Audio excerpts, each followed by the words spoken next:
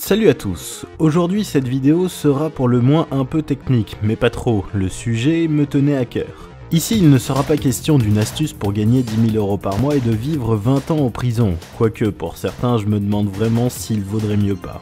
Mais comme je suis trop honnête, il sera question de la création monétaire au sens économique du terme, c'est-à-dire que je vais expliquer vite fait les bases de la monnaie. En gros ce que signifie l'argent, mais aussi ce qui s'ensuit avec inflation, épargne et évidemment création monétaire. Et ensuite je vous explique ce qui se passe dans notre cas en France, membre de l'Union Européenne et de la zone euro.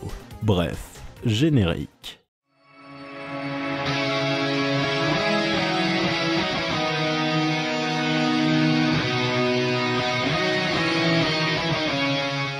Tout d'abord, commençons par les bases. La monnaie, c'est quoi? C'est un outil qui permet de faciliter les échanges. Il permet d'indiquer à un tel bien une quantité. La monnaie est un outil utilisé depuis des millénaires et qui a suivi des évolutions notables. On passe de petits coquillages ou dents d'animaux à l'utilisation de matières précieuses comme l'or ou l'argent. Puis, avec la création de l'imprimerie, la monnaie prend une forme de billet. L'évolution bancaire a permis la création de comptes bancaires et la virtualisation de la monnaie avant l'apparition de l'informatique. La création de la carte bleue s'en est suivie, les comptes en banque en ligne permirent des progrès immenses dans les échanges, le progrès technique sert évidemment dans tous les domaines de notre civilisation et surtout dans le domaine bancaire. La matérialité de la monnaie, sa valeur et sa rareté étaient les problèmes que les sociétés d'alors avaient à régler. Entre autres, celui de la sécurité. Pas évident de circuler au cœur des chemins creux et des forêts sombres de l'époque, avec bourses et coffres remplis de pièces sonnantes et trébuchantes. C'est ainsi que les orfèvres, ce sont les ancêtres des banquiers, eurent l'idée de proposer la garde des valeurs précieuses contre remise de lettres de change. C'est un bout de papier. Il suffisait de se présenter alors après chez un confrère orfèvre à destination pour récupérer ces valeurs. Puis le système s'est perfectionné, rendant possible la transmission des lettres de sorte qu'il n'était même plus nécessaire de les reconvertir. Elles servaient tout simplement à effectuer les échanges. Ainsi était né le principe de la double monnaie. Une vraie monnaie protégée, tandis qu'une autre monnaie d'usage circulait. Des papiers sans aucune valeur propre, mais qui étaient acceptés en paiement parce que l'on savait que l'on pouvait les reconvertir en or à tout moment. Avant de vous parler de macroéconomie, ce qui pourrait faire perdre le fil à pas mal de monde, je tiens d'abord à vous expliquer ce qu'est la macroéconomie en la distinguant de sa sœur jumelle maléfique, la microéconomie. La jumelle maléfique, voilà. Tata Cronenbourg, exact. Bravo chérie, t'es gentille, t'es intelligente, je t'aime. La macroéconomie est en gros l'agrégation de tous les échanges entre les différents acteurs économiques dans les différents marchés au sein d'une économie. La microéconomie, c'est précisément l'inverse, en gros l'étude détaillée des échanges au sein d'un ou plusieurs marchés. Il y a notamment comme figure emblématique de la macroéconomie l'économiste anglais John Maynard Keynes. Il a été notamment l'un des protagonistes des accords de Bretton Woods, qui permirent entre autres la mise en place d'une organisation monétaire internationale et la création d'un étalon monétaire lié à l'or. Mais depuis, les accords de Bretton Woods ont été enterrés par Ronald Reagan qui mit fin à l'étalon or. Maintenant, entrons un peu dans les détails. La monnaie que nous connaissons actuellement n'est plus la même d'il y a 20 ou 30 ans, déjà parce qu'on est passé du franc à l'euro, mais surtout parce qu'entre-temps, les achats sur internet ont fait leur apparition. Ce qu'on appelle actuellement monnaie fiduciaire est la partie physique de la monnaie, que ce soit des pièces ou des billets. Cette monnaie est émise normalement non pas par l'État, mais par une banque centrale qui crée ex nihilo des pièces de monnaie et des billets. D'ailleurs, la banque centrale n'est pas la seule à pouvoir émettre de l'argent, il y a aussi des banques privées, sauf que les banques privées, quand elles le font, c'est via l'accord d'un prêt. On pense souvent que la banque dispose de ces fonds pour prêter, mais en fait non, sur le prêt qu'une banque vous accorde, la banque ne possède qu'une infime partie des fonds qu'elle vous prête. Cet argent prêté est majoritairement créé ex nihilo, il s'agit tout simplement d'une reconnaissance de dette. L'or et l'argent ont été remplacés par ce que nous appelons la monnaie centrale. Qu'est-ce donc que cette monnaie centrale?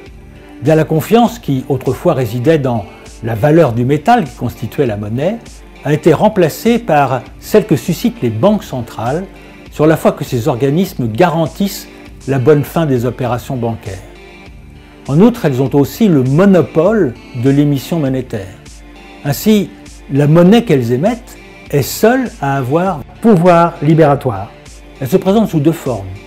Les pièces et les billets que nous connaissons bien, que nous utilisons tous les jours, c'est la monnaie fiduciaire, et sous forme scripturale, monnaie d'écriture, mais cette forme-là ne nous est pas accessible, elle est uniquement réservée aux banques qui se règlent entre elles ce qu'elles se doivent à partir du compte qu'elles détiennent à la Banque centrale.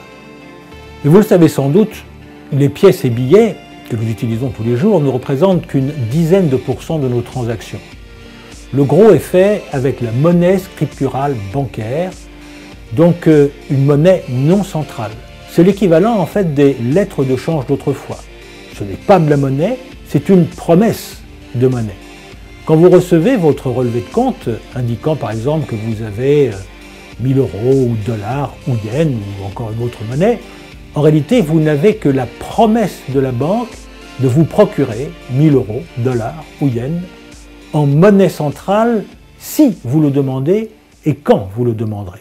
Reprenons un peu de manière schématique. L'argent dans une économie se crée via deux acteurs principaux, l'État via sa banque centrale et les banques privées via des prêts. En macroéconomie classique, ça donne il y a comme acteurs l'État, les ménages, les banques privées, les entreprises et le reste du monde. Et comme marché, le marché de biens et services, marché du travail et marché financier. Ce circuit est de manière simple ce qui se passe actuellement, sauf qu'évidemment en économie, si c'est simple, c'est faux et si c'est très complet, c'est inexploitable. Donc faudra prendre quelques pincettes vis-à-vis du schéma et de ce que je peux dire. Il faut comprendre que chaque échange a lieu dans un marché et que de manière globale, le tout forme un circuit économique. Les dépenses des font le revenu des autres. La balance commerciale est la différence qu'il y a entre les importations et les exportations. Mais nous n'allons pas trop nous y pencher.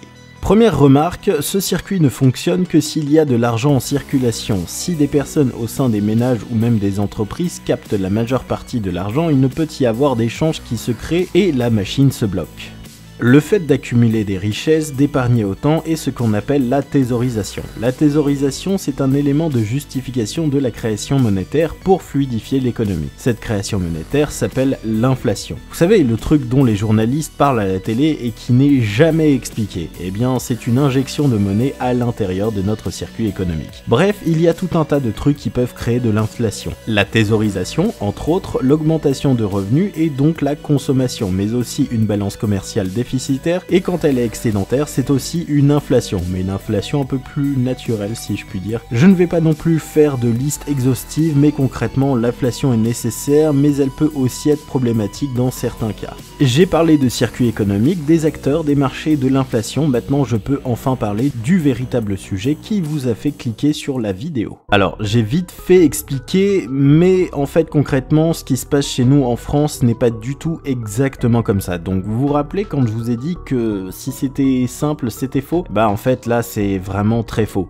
Il va vous falloir que je vous parle de la Banque Centrale Européenne, de l'Union Européenne, encore elle, de la zone euro et évidemment de l'euro elle-même, de ses avantages et inconvénients, enfin surtout inconvénients. Donc commençons. Après la Seconde Guerre mondiale, les peuples européens reconstruisent leur territoire avec l'aide des États-Unis et du plan Marshall. S'ensuit alors moult péripéties avec les USA et l'URSS qui donna lieu à la guerre froide. Tandis qu'en Europe, les pays commencèrent à créer l'Union Européenne, du moins d'abord la CECA, la Communauté économique du charbon et de l'acier en 1951. Puis en 1957, la création de la Communauté économique européenne, la CEE, avec le traité de Rome qui donne les bases de notre Union européenne. Vient ensuite l'acte unique européen en 86 avec le traité du Luxembourg, puis le traité de Maastricht en 92 qui stipule la création de l'euro et par la suite l'adoption de cette monnaie commune. Vient enfin en 2007 le traité de Lisbonne qui est le traité de l'Union européenne que l'on connaît actuellement, c'est-à-dire le traité de l'Union européenne et traité de fonctionnement de l'Union européenne qui est quand même à 99% la même chose que la Constitution européenne à laquelle la France avait dit non en 2005 lors d'un référendum.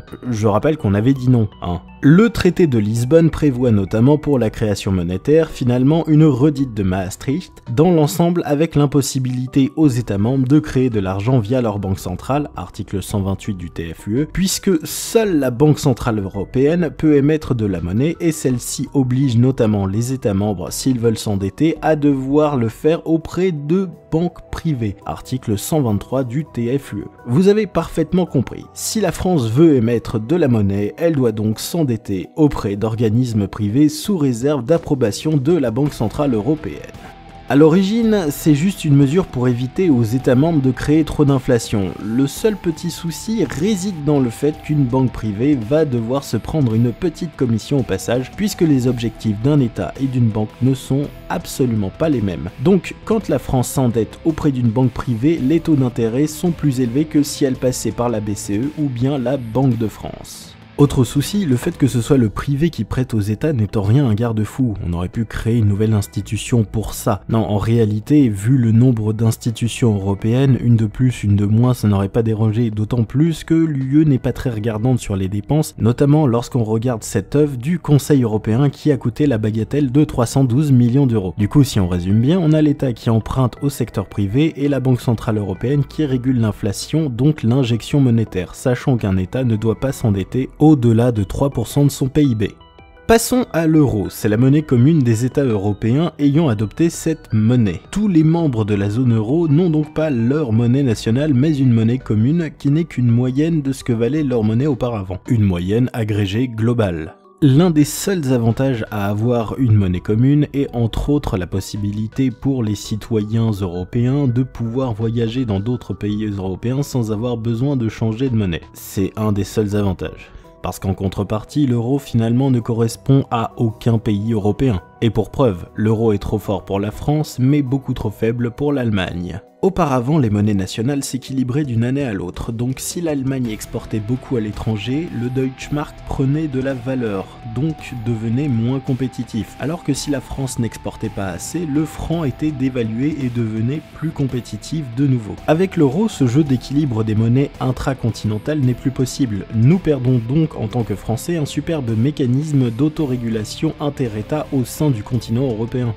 De manière plus globale, on constate que bien que notre taux d'inflation est faible au sein de la zone euro, notre croissance l'est également, et cette monnaie commune certes est bénéfique pour l'Allemagne, mais ne l'est pas par exemple pour la France. Les économies des pays de la zone euro sont toutes très différentes les unes des autres. Ce qui est bon pour un pays ne l'est pas forcément pour ses voisins. En conclusion, l'Europe bloque l'équilibre des monnaies des pays et les contraintes européennes, comme les recommandations ou les directives, nous empêchent de prendre les mesures qui nous décoinceraient. Et comme à aucun moment la Commission européenne ne nous permettra d'avoir la politique que l'on souhaite, pire encore nous encourage à ubériser davantage le marché de l'emploi, seul levier sur lequel on puisse agir, pas étonnant que nous nous retrouvons dans une situation qui est de moins en moins vivable pour nous.